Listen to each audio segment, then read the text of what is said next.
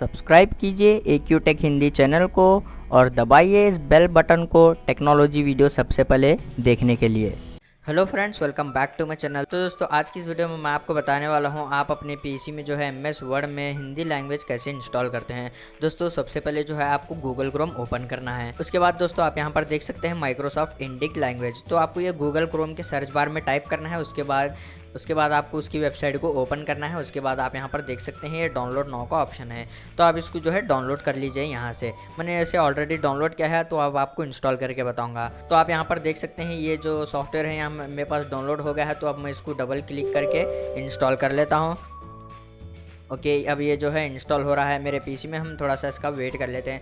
दोस्तों, अगर आपके पास .NET फ्रेमवर्क नहीं है इंस्टॉल, तो आपको इंस्टॉल करना पड़ेगा इस सॉफ्टवेयर को यूज़ करने के लिए।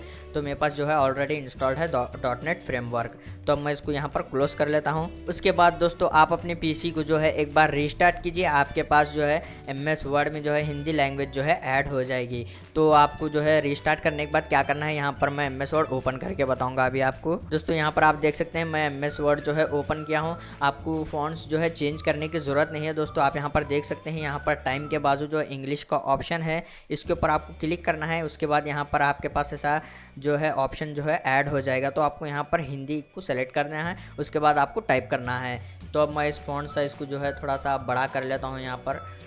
ओके, तो आप यहाँ पर देख सकते हैं जैसे कि यहाँ पर मैं टाइप करने के बाद जो है हिंदी में आ गया है। तो अगर आपको फिर से यहाँ पर इंग्लिश में टाइप करना है, तो आपको वहीं पर जाना है, फिर से उसमें जाकर यहाँ पर इंग्लिश इंडिया सेलेक्ट कर लेना है। उसके बाद आप यहाँ पर जो भी टाइप करेंगे वो इंग्लिश में आ जाएगा। तो दोस्तों, इस तरीके से जो है हिंदी लैंग्वेज को कर सकते हैं MS वर्ड में। अगर आपको ये मेरा वीडियो पसंद आया तो प्लीज़ लाइक करें, शेयर करें, और अगर आपने हमारे चैनल को अभी तक सब्सक्राइब नहीं किया तो वीडियो के नीचे जो रेड बॉक्स में सब्सक्राइब का बटन है उसके ऊपर क्लिक करके सब्सक्राइब करें। मिलते हैं नेक्स्ट वीडियो में।